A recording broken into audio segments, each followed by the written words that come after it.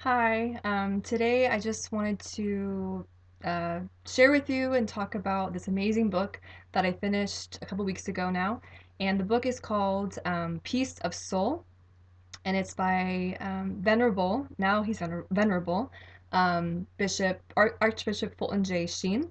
Fulton J Sheen, you probably heard of him if you're familiar with his works. He has a lot of books, a lot of books. He was a radio like person. He did like radio shows and he was like on TV.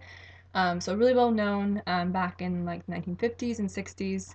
And he's a really powerful intercessor. I personally really love him a lot. I love his writing. He is so smart. Like, I don't even know if smart's the right word actually to say because he's so insightful, so spiritual, and like I feel like his words are so gripping.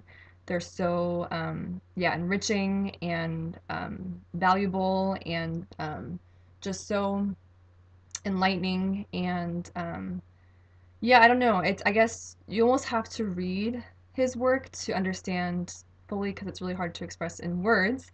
But anyways, I did want to share with you. I took a lot of notes on this book, Piece of Soul. He has many, many books. This is just one of them, and I have read a few of his books now, but this book has been probably one of my favorites thus far that I've read of his. And why? Because actually it's really well known. Piece of Soul is probably one of his more famous works. And I guess it says also one of his more like complex, spiritually complex books, challenging books to read, but so wonderful, so good. And I could not just read it and not take notes on it. And I think that's a really good sign of a good book. A great writer, and he had many really great points. And I just wrote so much in my notebook. I can like show you like I just like yeah, like wrote so much and like yeah, had to like just take note of what he was saying. Um, and I just want to share some with you because yeah, I why not? And I think it can inspire more people, and especially if you don't really know him. I personally pray to him more now, so because he is venerable. He's not blessed yet, he's not even a saint yet, but I think prayers are really powerful to him, so I have a stronger devotion now to him. Now I've gotten more sense of who he is and like learning more about him when he was alive. So I was gonna read some things to you, just read some of the yeah content that I read from his book, Peace of Soul. Okay.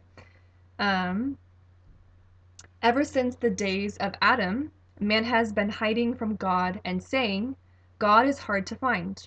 The truth is that in each heart there is a secret garden which God made uniquely for himself. That garden is locked like a safely deposit vault. It has two keys. God has one key, hence the soul cannot let in anyone else but God. The human heart has the other key, hence not even God can get in without man's consent. When the two keys of God's love and human liberty, of divine vocation and human response meet, then paradise returns to a human heart.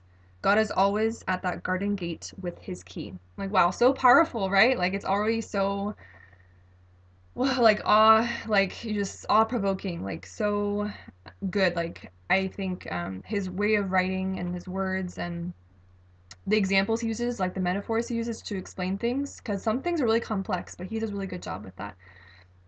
What else do you say? We pretend to look for our key, to have mislaid it, to have given up the search, but all the while it is in our hand, if we would only see it. The reason we are not as happy as saints is because we do not wish to be saints. Um, what else? I'm not gonna like read all my notes because it's a lot, but I just want to kind of go through ones I thought were like really, really good. I mean, everything's really good, but what else? Um, I like this one a lot. I really like this one. I think it's really, really good, really powerful. God never refuses grace to those who honestly ask for it. All he asks is that the vague thirst for the infinite, which has urged the soul on to seek its good in a succession of pleasures, shall now be transformed to a thirst of God for God himself. Um, All we need to do is to voice these two petitions. Dear Lord, illumine my intellect to see the truth and give me the strength to follow it. It is a prayer that is always answered, and it makes no difference whether the desire for God we voice has come from our disgust, satiacies, and despair, or whether it is born of our love of the beautiful, the perfect. God is willing to take either our old bones or our young dreams, for He loves us, not because of the way we are, but because of what we can be through His grace. Wow, so good, right? I'm so inspired by his words and just by his encouragement and just like the truth that he speaks about God and about our soul, about like so much. And this book, Piece of Soul, really talks a lot about that. It's so rich and so deep. That's a little bit more I'll kind of read to you, just so I kind of get a sense more of this book and about his writing and kind of what he writes about. God is a consuming fire. Our desire for God must include a willingness to have the chaff burned from our intellect and the weeds of our sinful will purged. The very fear souls have of surrendering themselves to the Lord with a cross is an evidence of their instinctive belief in His holiness. Because God is fire, we cannot escape Him, whether we draw near for conversion or flee from aversion.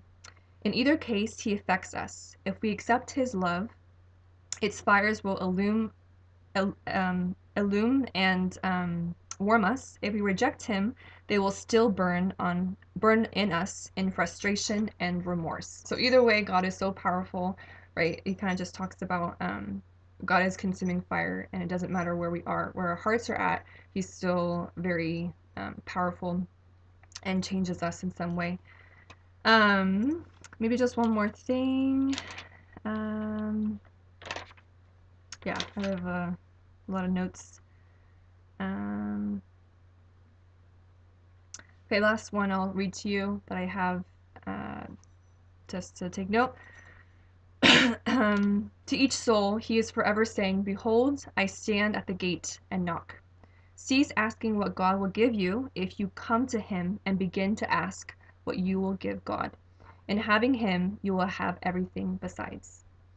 All right, so that is from, again, Venerable Fulton J Sheen, and the book is called Piece of Soul. I don't have it with me. My sister, I think, is going to read it, hopefully sometime soon. I recommend it to a lot of people, and I recommend his work. I want to read more of his books. I have some of them, but I haven't, like, really read them yet, but I really plan to. I really want to, because he is so inspiring and so, yeah, just a powerful intercessor. So I encourage you, if you're interested and even just touched by what I read to you from his work, Piece of Soul, I encourage you to read it and maybe even pray to him, because he's a really powerful intercessor. And hopefully you can become a blessed and a saint one day soon. All right, that's all for today. Take care. God bless. Bye.